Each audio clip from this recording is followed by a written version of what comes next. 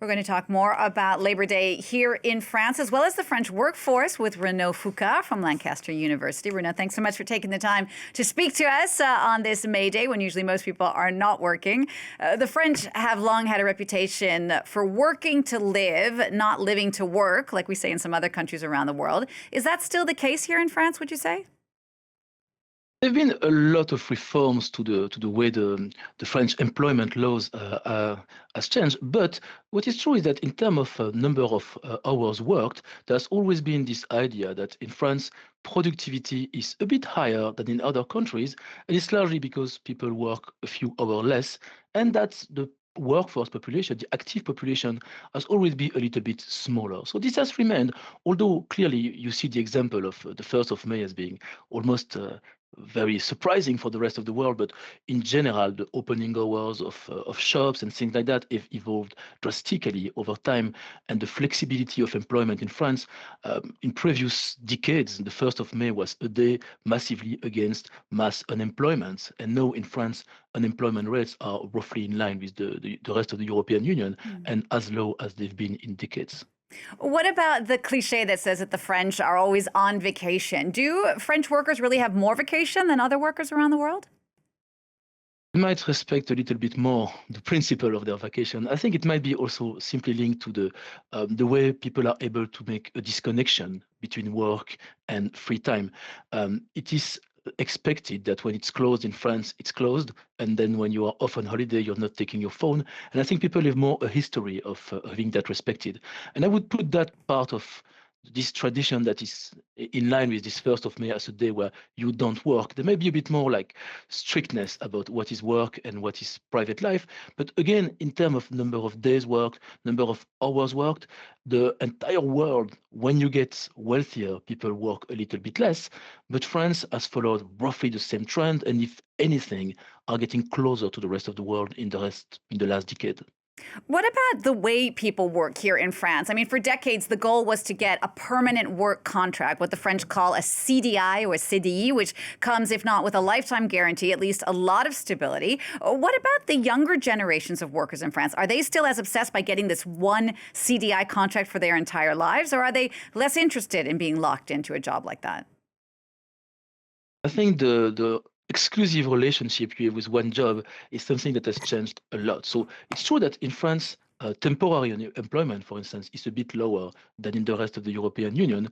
But this idea that you stay for one job forever, it's something that has changed also not simply because of the preference of young people, but also because they've seen the previous generation that was raised in that idea and that they've seen the flexibility of work, meaning more layoff, more people hired and changing jobs over their career.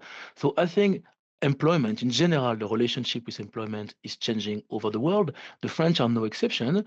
The French are still a little bit more than the rest of Europe giving permanent contract and believing in that, but the trend is not completely different now. Retirement, of course, is always such a hot button issue in France. How have French workers' views of retirement evolved in recent years? So this is something that I think is changing by the days as we are speaking. Because if you remember when Macron's latest attempt to introduce changes in pension laws, there were demonstrations all over the countries and people were radically against. But since then, there's been quite a lot of soul searching. France needs to make massive saving in public spending. And over time, as economists have been speaking, as people have been looking at the data, it's become clear that the largest welfare spending in France is pensions, and that if you look at the rest of the world, high pensions in France are incredibly high. And so they've been, like the previous Barnier government fell, for instance, because they were trying to lower the highest pension.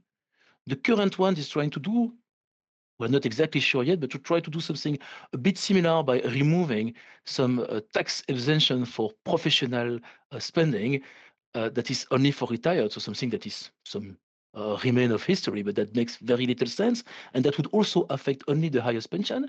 And there seems to be a little bit more openness to this idea. But no, the truth is that old people vote more. The parties that are currently in government are largely very, very cautious about the idea of taxing the elderly, of reducing the amount of pension, but mostly for political reasons. I think the fact that in France, the big problem to financial sustainability is that there are some very, very high pensions and that the people who get these pensions didn't pay even remotely close to what they are receiving is something that is now well established and very different from 2 years ago. And Renaud, just to wrap up, as you're speaking, we've been seeing some live pictures of the protests that are getting underway here on May 1st. I mean, that's something that never changes. Every May 1st, people turn out and protest. But one thing that has changed in recent years is the way people work, the rhythm of their work. A lot more people are working remotely from home, working fewer days at times. Do you think that change came from COVID, or was it changing before?